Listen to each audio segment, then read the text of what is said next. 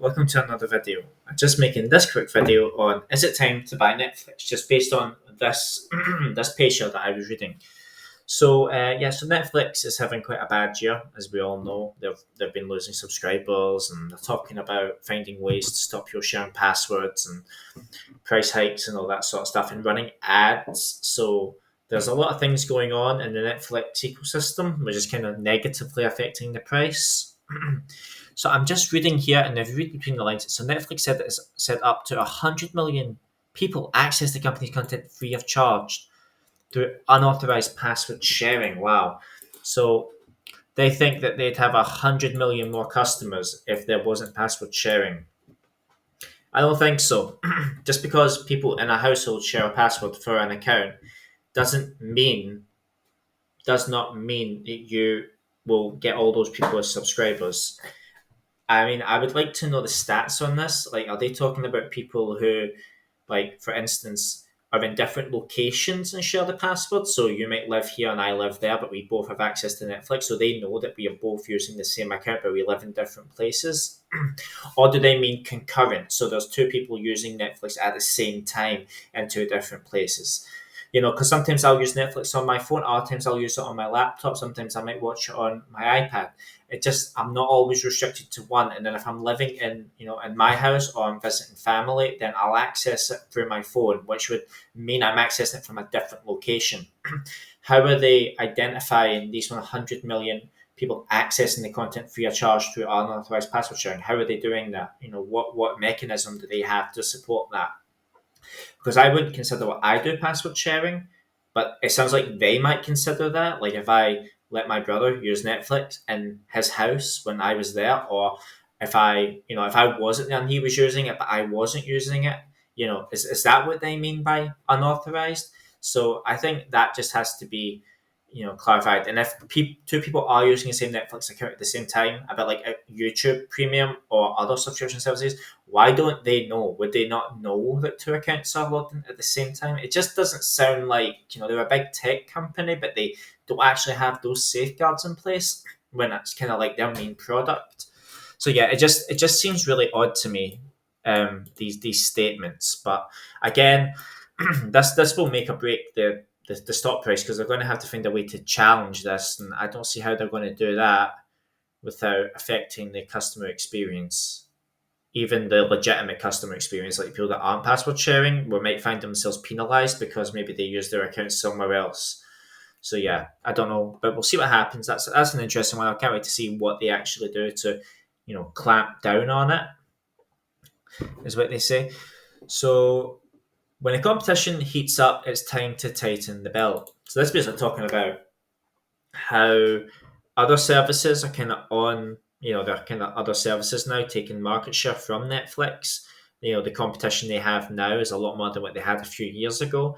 And these companies are just pouring money into the streaming service. So Netflix should be really concentrating on their original content and what people actually subscribed for, instead of giving us, right now in where I come from, the UK, we're getting a lot of Indian kind of shows. And I'm just not a big fan of it, but it seems to be like a lot of Indian themed shows, and I don't know why. I mean, nothing against Indian people, but I don't like Indian shows. I find it very difficult to get engaged watching it. I have tried, and I'm just not engaged in watching it. So it's just not for me. But I find that a lot of the feed on my Netflix is new, like Indian shows and stuff. And it just doesn't really suit what I've been watching. So I don't see how it's personal to me. But that's what I mean. So there's Disney, Apple, Amazon. So Disney has spent more money than Netflix. 25 billion versus Netflix's 17 billion. Yeah, but Netflix obviously has a bigger market share now because they've been in the market. They kind of were the early adopters to online streaming, which gave them the advantage. Other businesses like Disney and Apple, they will spend a lot more to catch up. But then, because the customer base already does exist, I think the job will be easier. Netflix was kind of the new kid in the block and created the industry in a way. They were kind of the innovators. But now the technology's there. Disney can do it. Apple can do it. Amazon can do it. Any other company, Hulu, they could all do it. But it's again why people use that service. I don't subscribe to Disney Plus because I don't really enjoy the shows. I have Apple, but that was because it was a free trial. But if it wasn't, I wouldn't watch it. I've never watched it, but I have it. It's just nothing really is engaging for me. Amazon Prime, yeah, they have some good stuff, but it's a hit or miss. I just don't rely on it. What I do rely on though is Netflix. I always watch Netflix. There's good shows, documentaries. I love how good the documentaries are. It's just the style how Netflix makes them. I'm very, very, wanting to find out more. So that's something I love to see. And every time I see a new documentary, I'm always watching it. Depending on what it is, if it's conspiracies and don't fuck with cats and all that. If it's things like that, then straight up my street. I love that sort of stuff, true crime and all that. Another good one that actually, while we're talking about it, would be something like Discovery Plus. I love Discovery Plus, the ID channel and the crime channel, all that stuff. That's just again for me, two services I do use would be Discovery Plus and Netflix. So this basically just goes into a spiel about that, about the company. Obviously, they had cut their workforce again. There's a downturn in the market. There's a lot more streaming services out there. It's only makes sense that they would start to have to cut back, and they aren't doing fairly well, to be honest with you, especially with the things that are happening. They aren't finding any way to really combat that. So, despite the negativity, Netflix's fundamentals look fine. Yeah, the company has a good income, has good earnings. It reports subscriber growth, but that was, I think, part of the reason why the stock fell so much is because they estimated they'd have this much and they came out with that much. That's just how it goes. If you overestimate, then you will just do as much damage that maybe even underestimating would do. It's not always good. Case to grow the company. So they plan to do two things. Yes, that's what I was talking about. They want to create an ad-supported tier. So I guess those people get a reduced price and then crack down on more than 100 million viewers who are using shared passwords. So the first one, I mean, that goes against the whole kind of Netflix thing that they weren't going to do that, but now they are. Now that's a consideration because they have to find a way to bring people back. You see, they're losing people because of the cost, but their cost, their overheads are already, they know what it costs to make these shows. It's not cheap. So now they have to find a way to make money without it directly impacting the price of the subscription. That's what this is. Crack down on more than 100. So yeah, so again, they're going to find ways to crack down. I don't know how they're going to do it.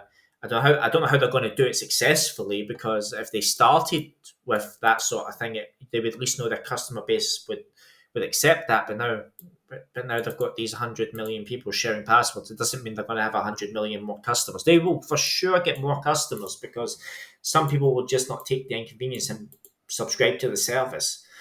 But if it's just a simple when you're online, I can't be online, people will just circumvent that. Or if it's an IP block, they'll circumvent that. It's this has so many questions. I just can't wait to see what they come out with. So yeah, they are just talking here more about it.